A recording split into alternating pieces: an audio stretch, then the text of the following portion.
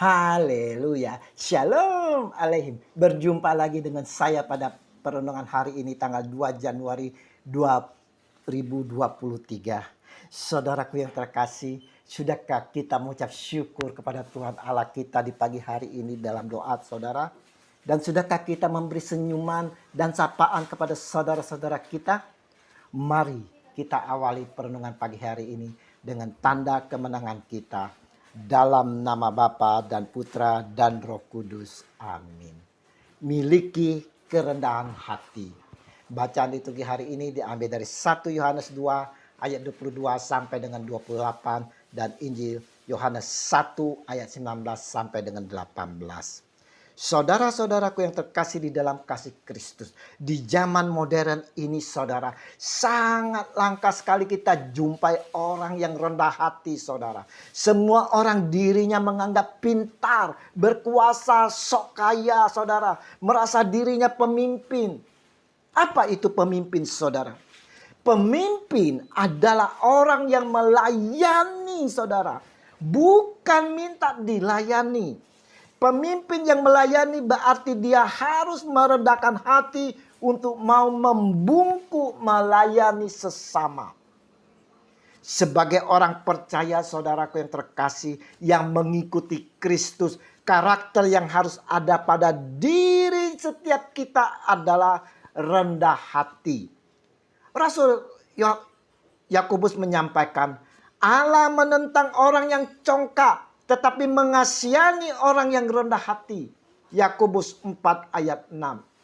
Semua yang ada pada kita saudaraku yang terkasih, baik itu kepintaran, kemampuan, kekayaan, ketampanan, kecantikan dan lain sebagainya, itu semua merupakan kasih anugerah Allah. Ingat itu saudara, semuanya itu adalah pemberian cuma-cuma dari Allah. Oleh sebab itu Allah menentang orang yang congkak saudara, tetapi mengasihani orang yang rendah hati. Dinasihati dalam Amsal, keangkuhan hanya menimbulkan pertengkaran, tetapi mereka yang mendengarkan nasihat mempunyai hikmat. Amsal 13 ayat 10. Dan ini dapat kita lihat di sekitar kita saudara. Bagaimana banyaknya orang-orang yang angkuh saudara. Kesombongan saudara di mana-mana mendatangkan pertengkaran. Injil hari ini kita melihat sikap pribadi dari Yohanes Pembaptis. Di saat orang Yahudi dari Yerusalem mengutus beberapa imam dan orang-orang Lewi kepadanya saudara untuk menanyakan dia, siapakah engkau? Yohanes 1 ayat 19. Siapakah engkau? Yohanes memberikan kesaksian tentang siapa dirinya sesungguhnya. Dia tidak menyombongkan diri atau angkuh saudara. Bisa saja Yohanes mengaku dirinya, oh benar, sayalah orangnya. Dengan bangga dia menyampaikan kesaksian dengan angkuhnya. Dan semua orang mungkin akan percaya itu saudara. Akan tetapi saudara, disinilah letak kerendahan hati dari Yohanes Pembaptis. Ia mengaku dan tidak berdusta saudara. Katanya, aku bukan Mesias. Yohanes 1 ayat 20. Saudaraku yang terkasih, kita yang sebagai pengikut Yesus adalah saksi-saksinya saudara. Sebagai pelayan Tuhan saudara, di mana saja kita diutus, kita harus dapat menjadi saksinya. Di dalam kebenaran, dengan penuh kerendahan hati, kita sampaikan tentang Yesus yang besar, yang maha tinggi. Bukan tentang diri kita saudara. Seperti Yohanes Pembaptis yang menjawab dengan jujur dan dengan apa adanya bahwa dia bukanlah Mesias, bukan Elia, dan bukan juga nabi-nabi yang sedang dinanti-nantikan oleh bangsa Israel saudara. Dalam kesaksiannya, Yohanes Pembaptis mengatakan, akulah suara orang yang berseru-seru di padang gurun. Luruskanlah jalan Tuhan seperti yang telah dikatakan Nabi Yesaya. Yohanes 1 ayat 23. Saudaraku, tidak kita pungkiri saudara, di zaman sekarang ini saudara, secara khusus di dalam perpolitikan saudara, hidup bermasyarakat, begitu banyak orang mengejar kedudukan. Di dalam suatu organisasi gereja atau di suatu ladang pelayanan pun, masih ada orang-orang yang saling berebut posisi atau jabatan. Mereka menginginkan posisi tertentu yang strategis. Sekalipun posisi tersebut sebenarnya saudara tidak sesuai dengan karunia yang dimilikinya. Tapi tetap saja dipaksakan saudara. Yang mereka incar dan kejar adalah posisi, bukan tugas saudara. Jelas sekali bahwa yang menjadi motivasi mereka adalah kepentingan pribadi, bukan kemuliaan Tuhan.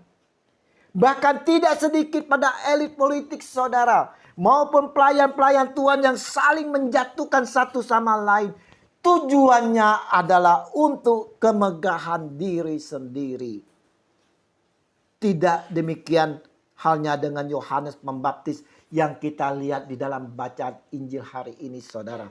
Ia sama sekali tidak mengaku-ngaku dirinya sebagai Mesias. Tidak mengaku sebagai Musa atau Elia yang sudah populer di kalangan orang-orang Yahudi. Supaya orang mengeluh-ngeluh dia, tidak saudara. Karena memang ia bukan Elia dan juga bukan Musa. Yohanes Pembaptis tetap tampil apa adanya.